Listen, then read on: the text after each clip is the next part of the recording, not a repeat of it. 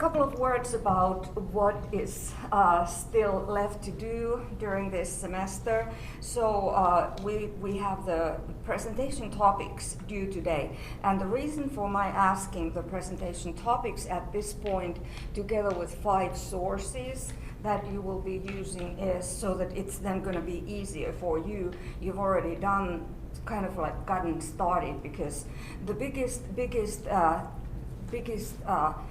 hurdle is to come up with a good topic. And I've been throwing out topics at your way throughout the semester, and basically anything we have talked about in class you can take as your presentation topic that interests you, and then you can go and learn a little bit more about it.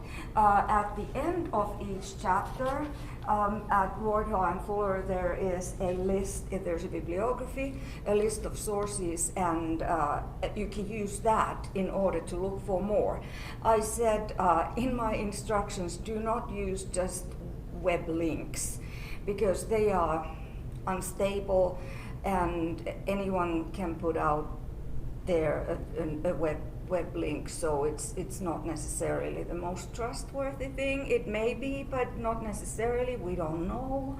So published work is best. Of course, you can use or should use the library's electronic resources.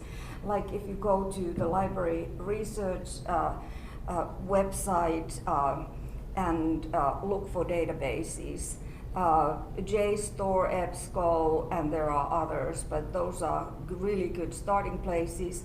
And just use the keywords. If you're interested in language and gender, then write that down and see what comes up. Very often there are full articles available. And a full article, it's just like a scanned article that is put up there into this database, and that is the same as a hard copy article, so that is not the same as a web link, even though you access it electronically. So those kinds of sources you should be using. You can use the textbook as one of your sources, so basically you only need 4. Of course you can go beyond the 5 if you are interested in, if you find interesting things, so interesting research done on your topic. The reason why one of the reasons why I also want you to run this topic by me at this point is I will give you some feedback on it. So this is where you can go, and this is not a research paper; it is a research presentation. So it's it's not as thorough, I would say, but of course it gives you basis if you sometimes want to do something later on this topic in another class. And if you choose to do an MA, you can write a thesis on it and so on.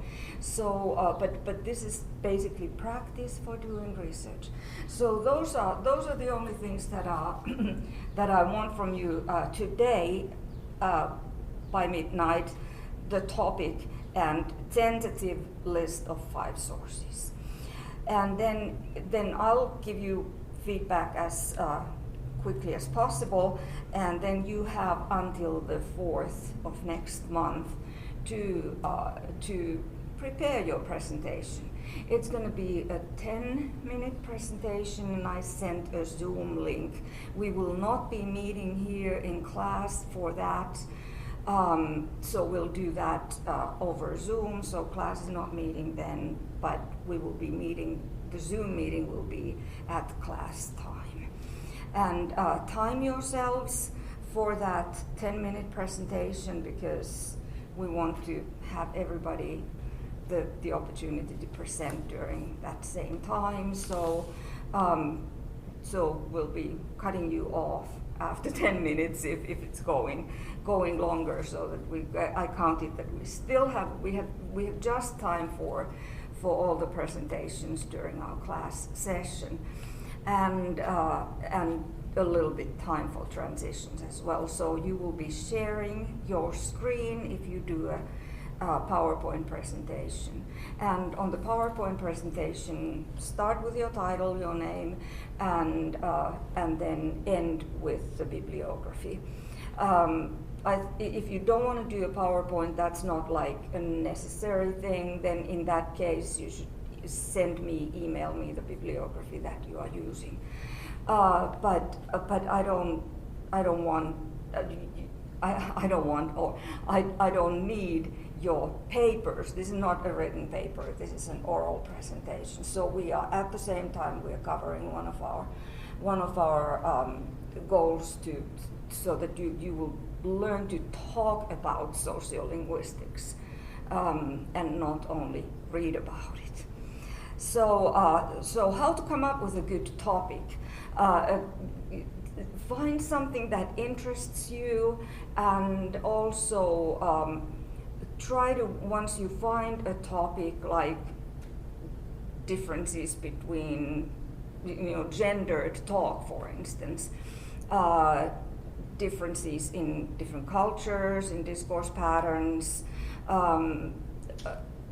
whatever, basically you can take whatever chapter in the book that interested you the most and look for something within that chapter. As I said, look at the bibliographies, because that is a really good starting place to find something relevant, because all chapters, they cover a lot of ground.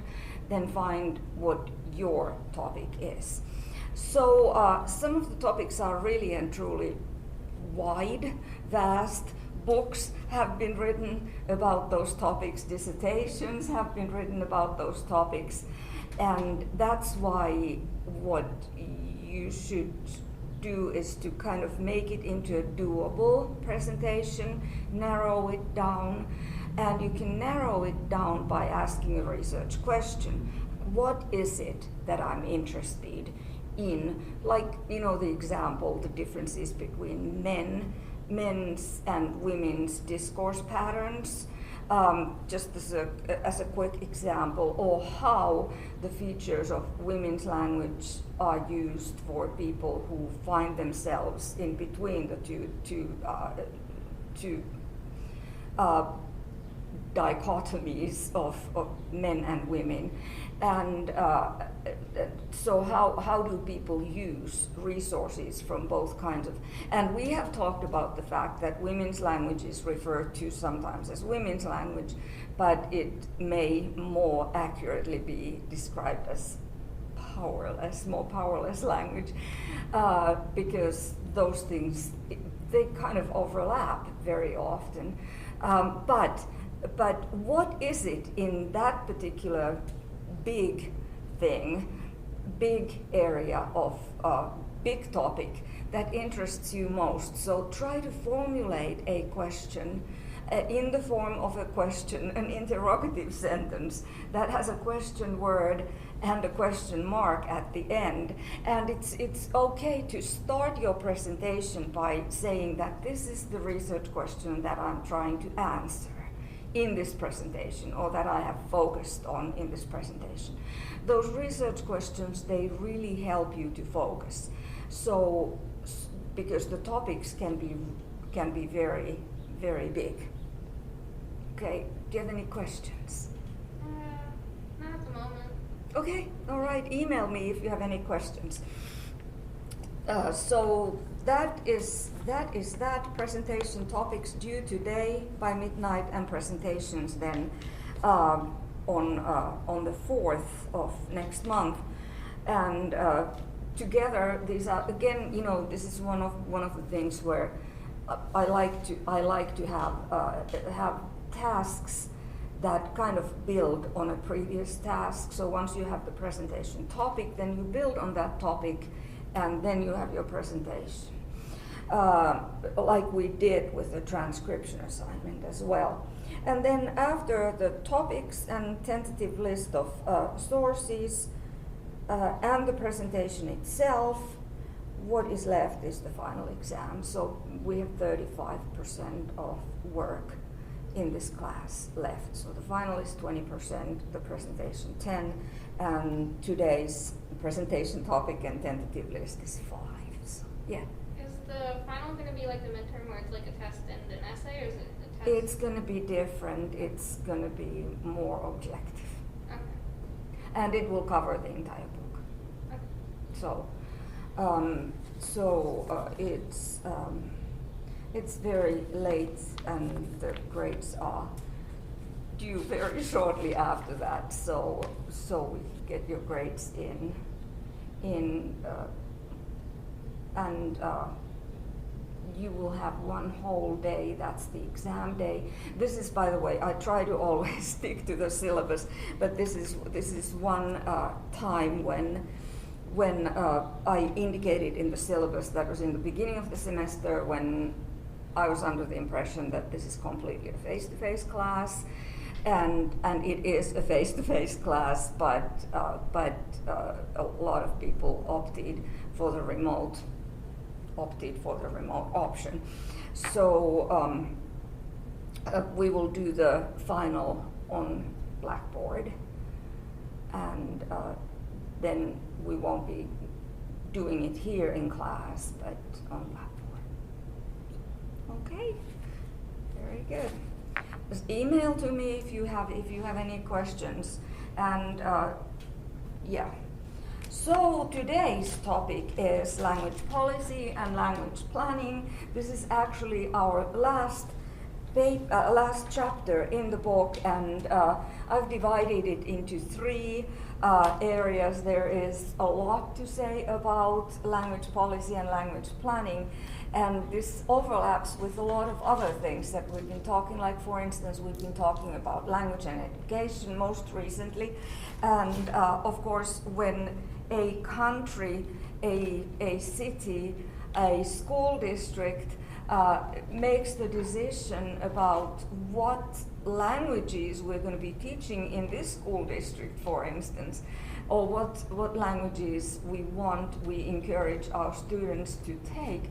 That's a huge decision that is made, and it restricts people from a lot of other choices, and those decisions are made based on practical resources. What we can teach, do we have the staff to teach these languages, and so on. But you know, if you go to if you think back to your high school days, what languages were offered there in your high school?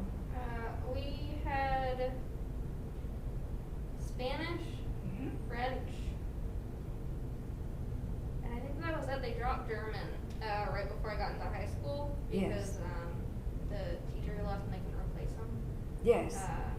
Spanish, German, and French, those are the common offerings. You didn't have Latin, for instance? No Latin, but usually, like, high schools that I've heard of, they at least have, like, ASL or something. We didn't have that, so. Yes. So the choices are relatively few. I remember when my daughters went to high school here in Huntsville, they wanted to take languages. They wanted to take French and German. And what they were told is, no, you can't take both because all languages are taught during the same period. So, you know, all language classes were taught during the same period. So the students' request to take two foreign languages could not be catered to. So of course we live in the United States where it's not really customary to study foreign languages because everybody knows English. It's not a necessity. So if you live in a country where there are not a lot of speakers of that particular language that is most generally spoken in that country, then the children have to learn other languages, and in other countries where English is not the language generally spoken as the first language of the citizens, then English is on the list to be taught. But these things change. In my country, for instance, after the Second World War, German, and until the Second World War, German was the language that was taught as the first foreign language. Of course, Swedish has always been taught as a foreign language in Finland, because Finland is a bilingual country. Even though the Swedish speakers form a minority, it's nowadays only, it was over 10% several decades ago, but now it's only about 5%. So, so still all the Finnish L1, Finnish native speaking children have to learn Swedish, and vice versa, the Swedish speaking children, they will have to learn Finnish, the majority language of the country. But then everybody also learns English, and depending on what track you take, if you take the science or mathematics track or other, so then you would take fewer other languages. But I, for instance, in senior high school studied 4 different foreign languages. So in addition to Finnish, I had 4 other languages that I studied, and that was my choice. I didn't necessarily have to have 4, but that got me out of physics and chemistry. So, but those decisions of what to offer and how much languages to offer and whether to make several languages available for students, those are basically their language policy issues. And do we want to promote the learning of languages? Spanish is very commonly taught because Spanish speakers form the largest minority group, but there are several other languages that could be taught as well. I mean, there are huge areas where some other languages are, for instance, the migrants come from a large group of speakers, but very rarely do we have Vietnamese or Chinese offered in high schools. Here at SAM, if you are in the College of Humanities and Social Sciences, you have to take 4 courses, 4 semesters of a foreign language. So what was your choice? I chose Spanish because I already had Spanish 1 down, so I think I have to take 2, 3, and 4. Yes, that's a very common choice because a lot of students have had a little bit of Spanish already in high school, and also people see Spanish as this, it has this instrumental function that you can actually use it sometimes. Sometimes because there are a lot of Spanish speakers around, so we are exposed to a lot of that, so it's helpful that way. So that would be the instrumental function of choosing a language that, hey, I can actually maybe get a job because I know Spanish. So I study a foreign language for that particular purpose. So,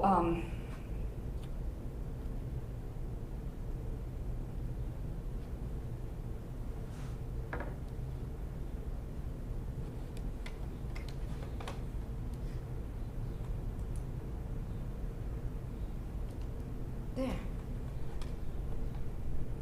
So the components of language policy can be divided into these 3.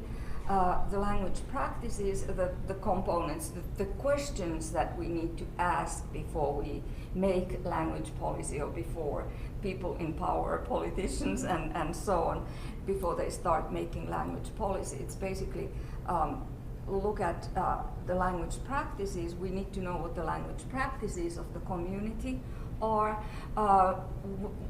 What language do people in this community speak, and when, and why, and where, and with whom.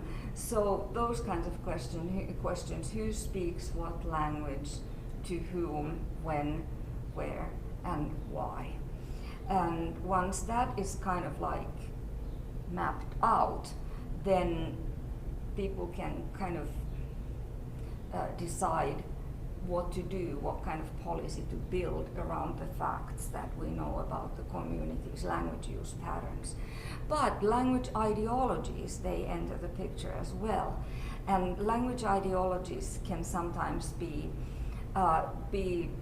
promotive to teaching certain languages or teaching foreign languages in general, or making these kinds of language decisions. Language policy is not only what languages to teach, but what kinds of signs to put out there on the roads, in the buildings, and so on, in which language. What kinds of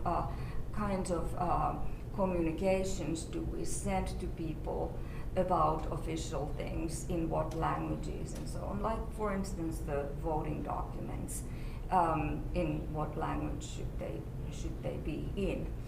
And it's interesting when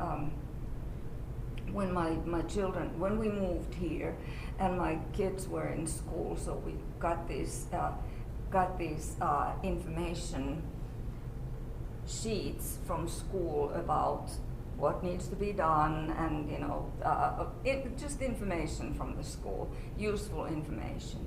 So they had this in English, in Spanish, I believe it was also in Chinese, because we lived in an area where there were a lot of people from Chinese-speaking backgrounds.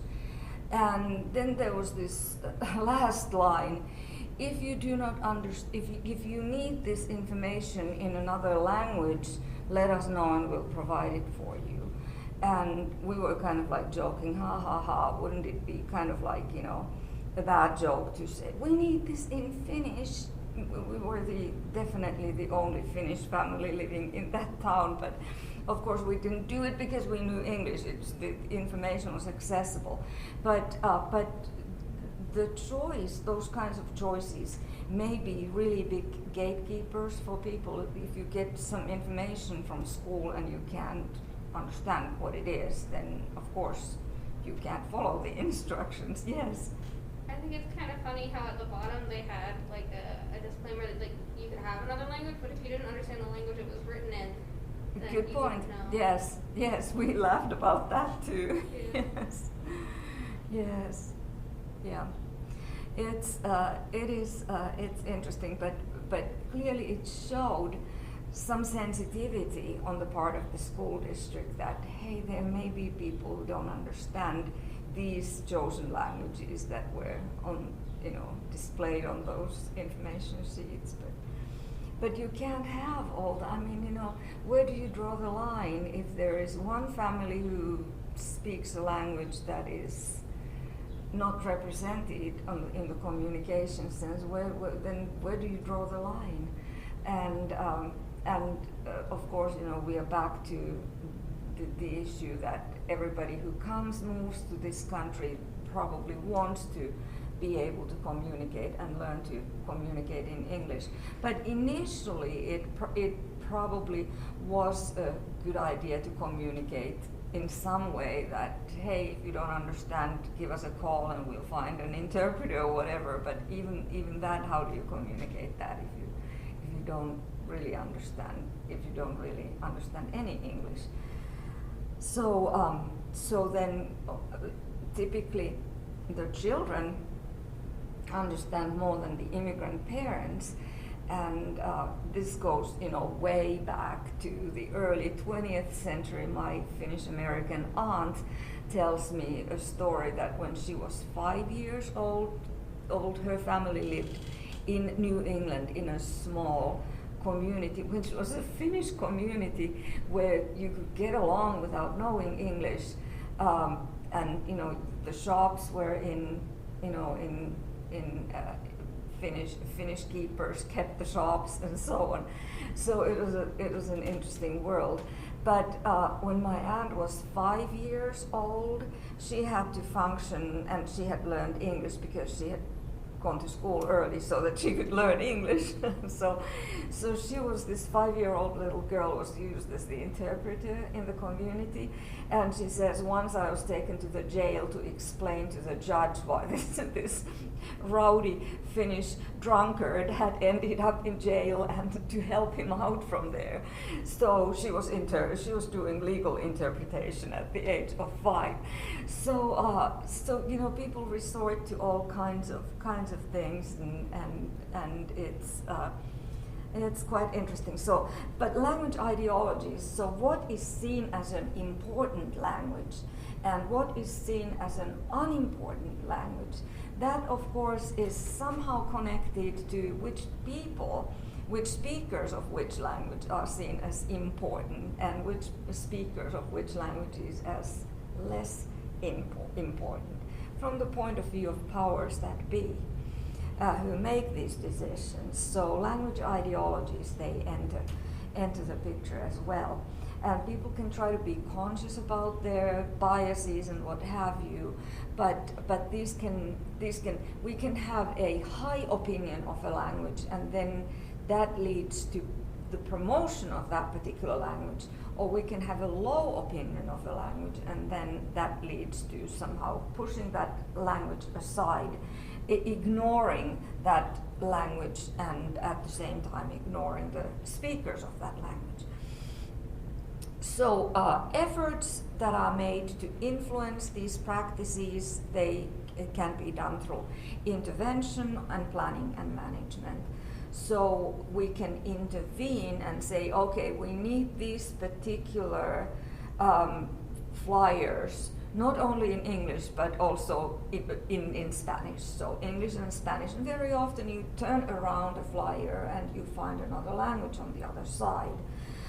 Interestingly, people who are opposed to this opposition has kind of subsided, it seems, but there still are people who are opposed to, say, oh, there's these printing costs of printing in 2 different languages or more than 1 language. I mean, a relatively ridiculous objection, but people who make that objection, they don't see it as ridiculous, and it kind of that objection, because in the 1990s, when I started studying linguistics in this country, the English-only movement was very strong, and they were saying things like that we can't have every single government document in every single language that the document is supposed to be going to, these speakers of dozens of languages. The cost is prohibitive, and I'm thinking, that's interesting, because I grew up in a bilingual country, Finnish and Swedish is a minority. It's a clear minority, and yet every single carton of milk that I buy in a Finnish grocery store, it has the text in Finnish and Swedish, and I was always interested in languages, so that's how I started learning Swedish. I was starting to map the words, but most people just don't pay any attention to, oh, that's the Swedish part of it. Like when you buy some new gadget and you get the instructions, and the instructions are in 20 different languages, you just, okay, where's English, and focus on that. So it's just, but those, in how many languages will you have the instructions of some new gadget? That is part of this language planning and language policy thing also, not an official decision, but people make these decisions also based on commercial grounds, that who are we selling this to? And if we are selling it to Lithuania, then it better be in Lithuanian as well, in addition to English and Russian and French and the bigger language groups. So intervention means that we do something, we notice that something is not matching with the needs of the society, and we intervene. Of course, we can shape the society's language use patterns also by negative intervention, that denying, for instance, access of certain people because the language is not represented. Planning, we plan what to do with language consciously, and management to manage how it's done. So then there are basically two different types of language planning: the status planning and the corpus planning. And these are not very transparent terms, so let's look what status planning means. The goal of status planning is to change the function of a language or a variety of language, change the status of a language. Like, for instance, if we were to want to lift the status of Spanish in the United States, we would have to make decisions about how to do it and what kinds of actions would really lift the status of Spanish in the United States. Like, for instance, have every announcement made in English and Spanish, maybe in areas where there are more Spanish speakers than English speakers, Spanish announcements coming first, and then the English announcement. And you can see how that kind of a concrete, it would find some resistance probably, but that would be a conscious means of trying to change a language's status. The best way to change the status of a language is to make all areas of society accessible to all speakers of the different languages in proportions, so that we wouldn't have a situation where we have maybe one Latino or Latina professor. We would want to have more. And when people see native speakers of Spanish in positions where you're used to seeing white people, then that gradually changes the status of the language that these people speak as their first languages. But that's easier. It's easier to just print Spanish on texts than change the society fundamentally, like so that you have representation from all the groups. But that would be a very concrete but slow way of changing the status of a language. Changes let's talk about the variety, because this is not just like a language that is a different language, but a variety, like, for instance, African American vernacular. So that how do we raise the status of African American vernacular, allow it more channels to be heard, for instance, have it used in news broadcasts, for instance, and that little by little it raises the status of a non-standard variety. Or, we can take a southern working class variety as well as an example, or whatever working class variety. It doesn't have to be African American vernacular, but how do we raise? But then the ideologies come into play here, because there are a lot of people who are just, no, we don't want to adapt to a world where we hear all these formerly non-standard varieties now suddenly competing with standard varieties in all the channels where we hear English. So it's difficult to change the attitudes of people. not impossible, but it's a gradual job, and we have to start from school children and change the attitudes there. So change the rights of those who use that language or that variety of a language, and that I kind of already talked about that. Change the rights of people, equal rights to everybody, equal rights to speakers of all varieties, equal rights to speakers of immigrant languages, indigenous languages in this country, and so on. And that little by little then raises the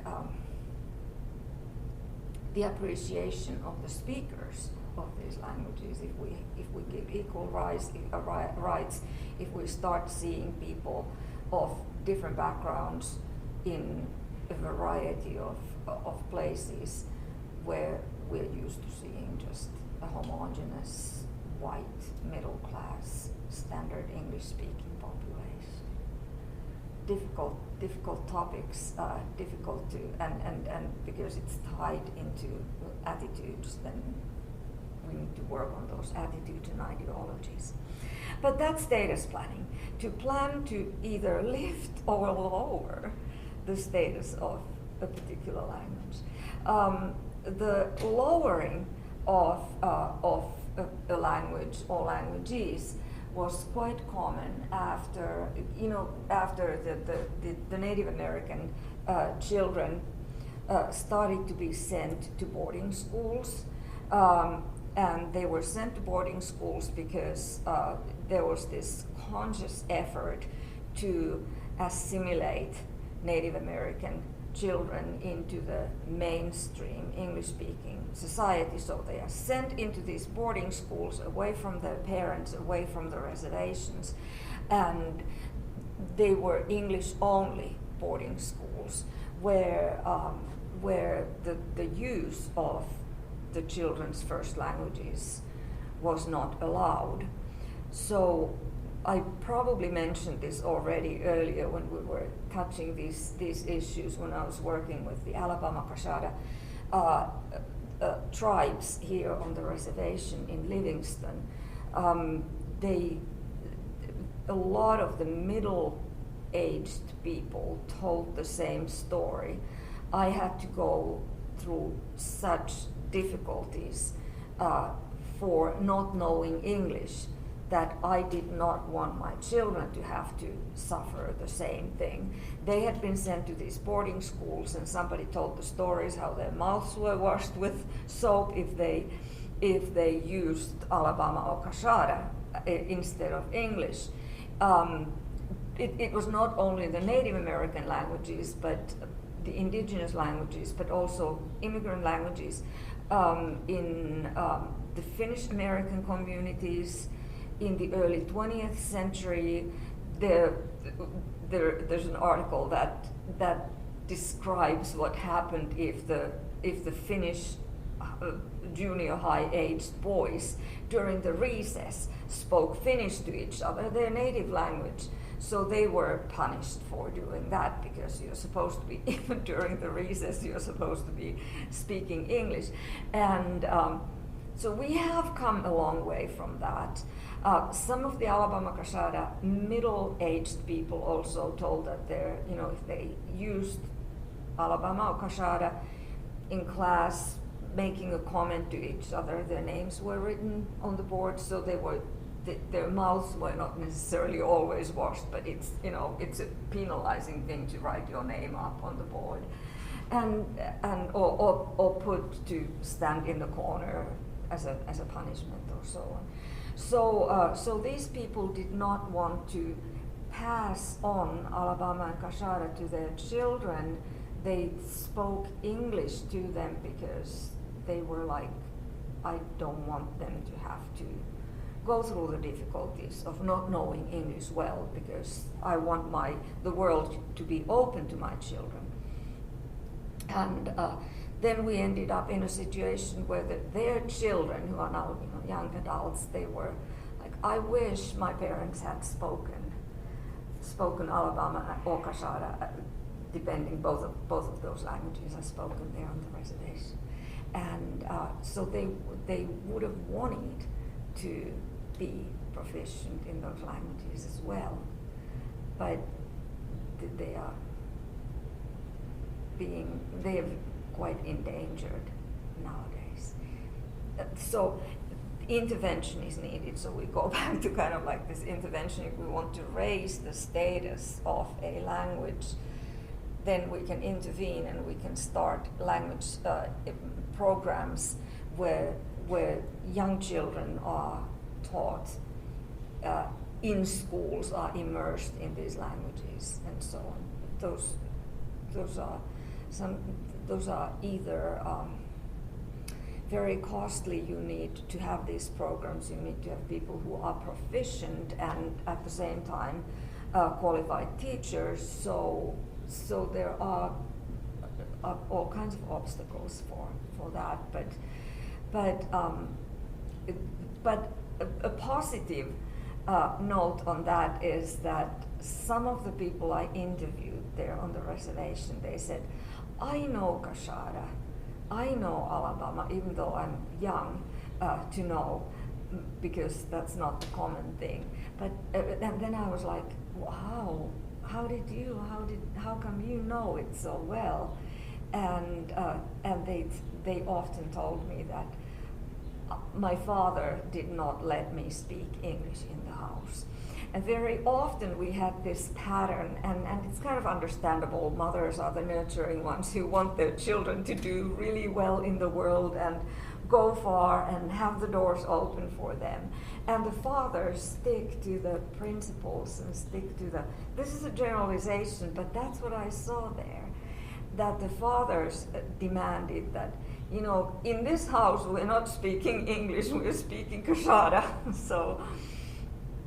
So then, of course, the children resented it at the moment, but then they grew up really appreciating it, that without the fathers' demands and persistence, they wouldn't know those languages now. Okay, so status planning, we can lift or lower the status of a language by these conscious interventions and efforts. Corpus planning, then, it seeks to develop a variety of language, very often through standardization and providing means for serving every possible language function in a society. So we talked about diglossia in the beginning of this class, that there are pockets of multilingual communities where one language is reserved to certain areas predictably, and the other language is reserved for other areas of language use, and it's like a clear dichotomy. One language is restricted to certain usages or situations of use. And in order for if we want to do this corpus planning, then all languages should be available in all situations of language use. And of course, some of this is done, like when people hire in stores, for instance, we're looking for a Spanish speaker, so catering to the Spanish-speaking population, that we want them in this particular situation to be able to speak their first language. In shopping, for instance, again, commercially driven goal, but helping the corpus planning, that making situations accessible for different languages. Again, we will run into a practical issue here. How far should we go to allow, all the languages spoken in this community to be spoken in all situations? Because, at any one moment, you pretty much have to, choose whether you speak English or Spanish, unless you speak a mixture. But then if a person is monolingual, who you are speaking to, then speaking the mixture doesn't really help, other than 50% of the input. but it's so practical issues are very often hindering corpus planning. That how are we gonna make this this language accessible? We find a lot of examples from the history of humankind, the world, in different places on the world where corpus planning has been necessary and has been done. And of course there's always this motivation behind it, that we value our language so much that we want it to be used in many situations in society, in speech situations. So back to Finland in the early 20th century, there was a lot of corpus planning because Finnish was not the language that was used in official situations at all. Finland was under Russia, so Russian was used, and then the Finnish elite was Swedish speaking, so Swedish was spoken like in parliaments and so on. So then all of a sudden, not all of a sudden, but gradually, it took like, decades and, at least half a century for this kind of corpus planning to take any effect. That little by little people, and these were interestingly Swedish-speaking elite who, that was part of the nationalistic movement, that we want Finnish to be the language of this country where the majority of people are Finnish speakers. So they pushed really hard and brought Finnish into areas where Finnish had never been used before. And by bringing Finnish into these situations, to schools, they established Finnish, first language Finnish schools, which hadn't been happening. Schooling was in Swedish. And they, little by little, they also affected the status of the language, so that now Finnish is spoken, it's used in all these areas, therefore its status is lifted as well, even though it was at that point the language of the peasants. So you can't keep status planning separate from status planning. The goal may be initially different, but they end up kind of intertwined. So another really interesting case is the case of the vernacularization of Hebrew and the story of Eliezer ben Yehuda and Hebrew. So I found this, let's see if this works.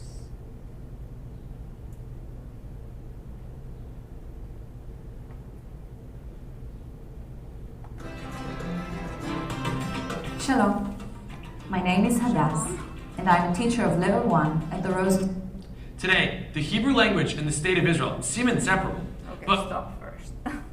So let me say a few words. This does take 10 minutes, 11 minutes, but it is an interesting case of language planning, because Hebrew was a language that was not used as a spoken language. For hundreds of years, it was not used as a spoken language. Then people started to use it, wanted to expand its area away from just written sacred documents used in synagogues to an actual spoken language. And this little piece, it's pretty good because it covers a lot of ground. It takes the central figure of this process it lifts his name up as a not, if not a key, but at least a very important figure. So I'm going to turn off the lights and we'll view this. And I'm sending this PowerPoint to everybody so you can view it even later if this doesn't show very well. So here we go. Spoken Hebrew was an all but dead language. Sure, the Bible, prayers, and religious texts were written and read in Hebrew, but nobody spoke it in daily life.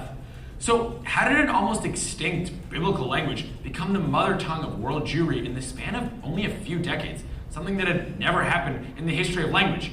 And what role did a radical linguistic revolutionary named Eliezer ben Yehuda play in the miraculous rebirth of Hebrew?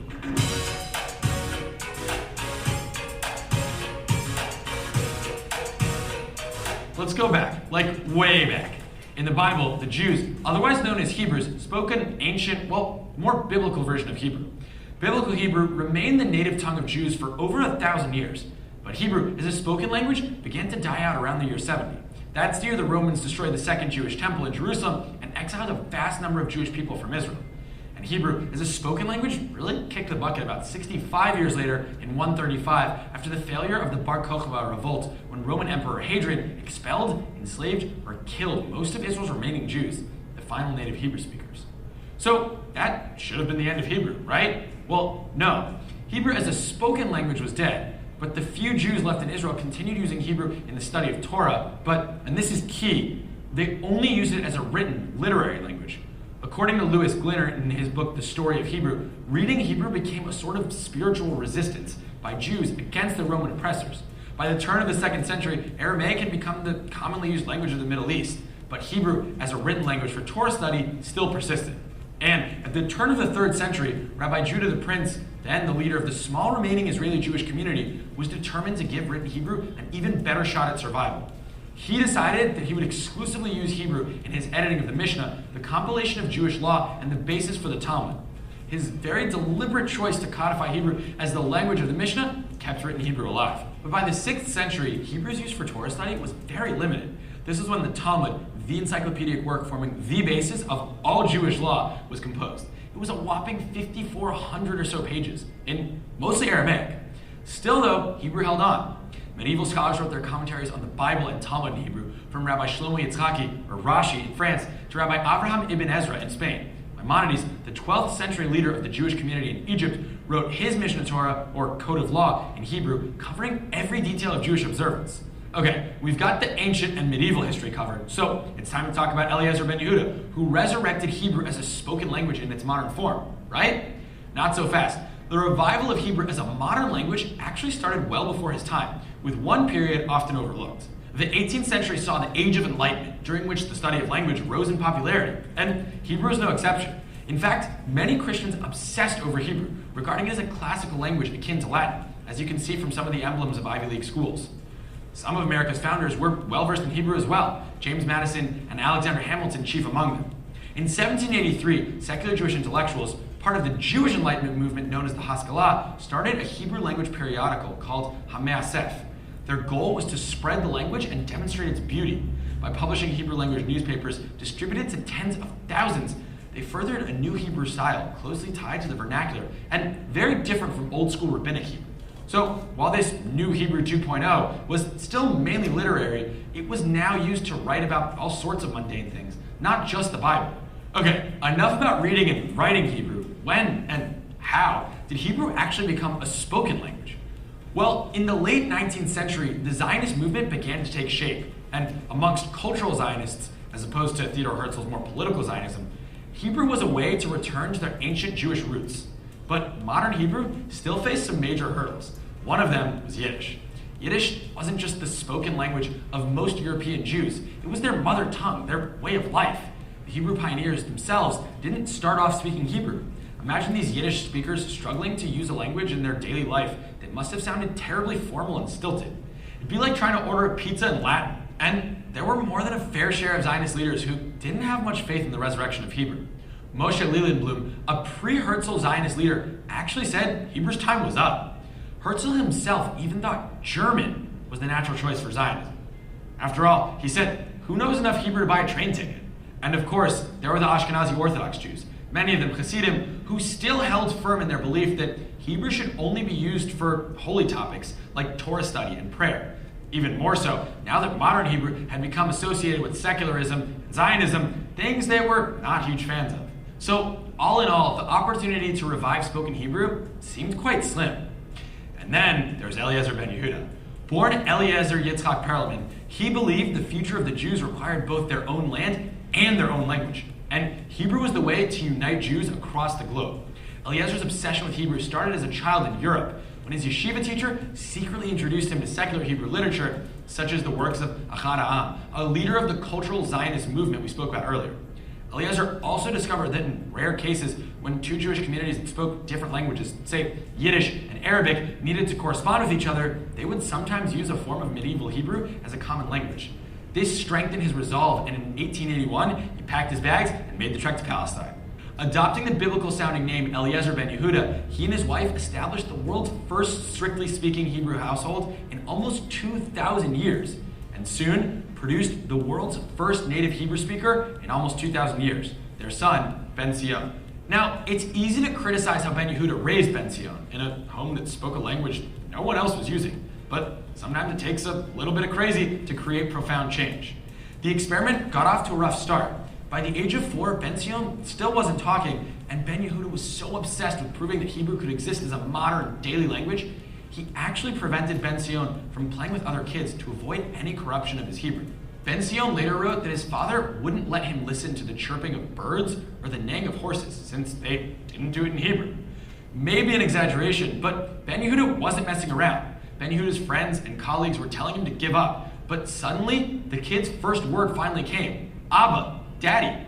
Ben Yehuda wrote in his diary that there was now no room for doubt that Hebrew could become the spoken language of a community. But how do you make this change happen? Ben Yehuda believed the key was to use it as the language of instruction in schools. Hebrew wouldn't just be a subject studied, it would be the language used to teach all other subjects, like math and history. The first all-Hebrew elementary school was founded in 1899, and within 10 years, the number of all-Hebrew schools grew to 20, with 2,500 students.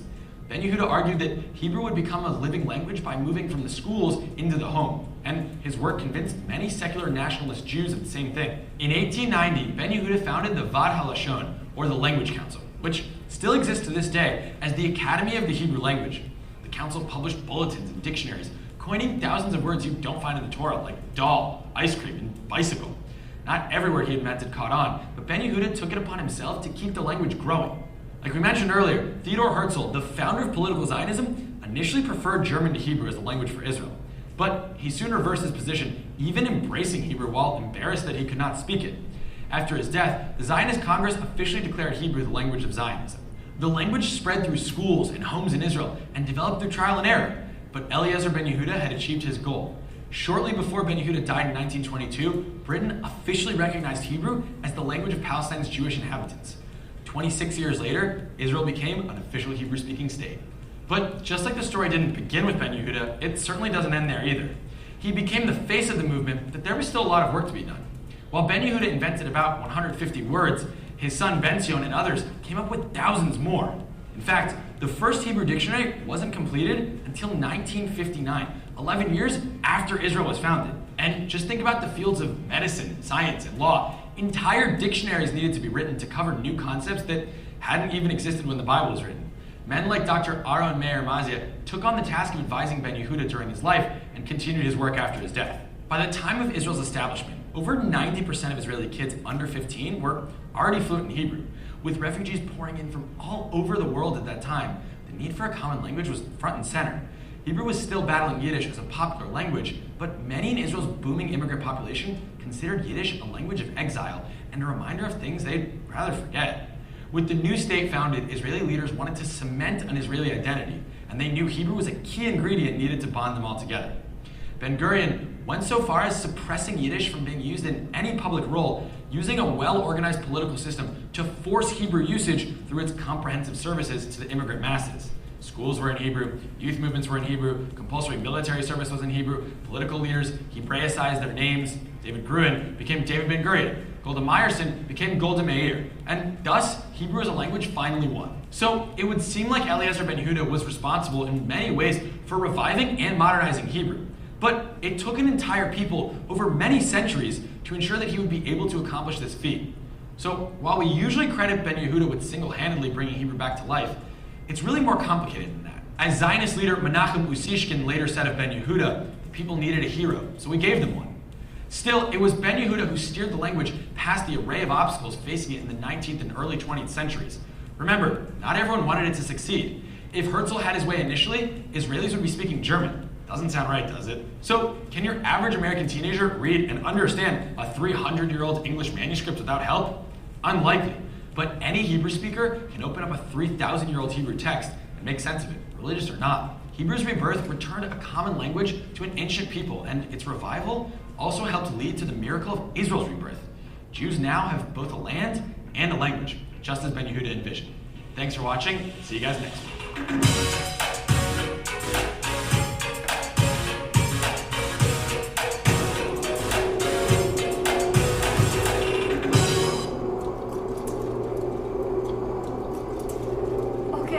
So the reason why I wanted to show this one is because it covers so much ground, and this is Corpus Planning in a way. And what I would like you to think about is, how would this work if we were to say that Old English, which is inaccessible to us today, should start to be used in all areas of life. So the language of Beowulf, could we do the same thing? And what kinds of differences would there be compared to Hebrew? Would we have the motivation and so on? Okay, that's all for today.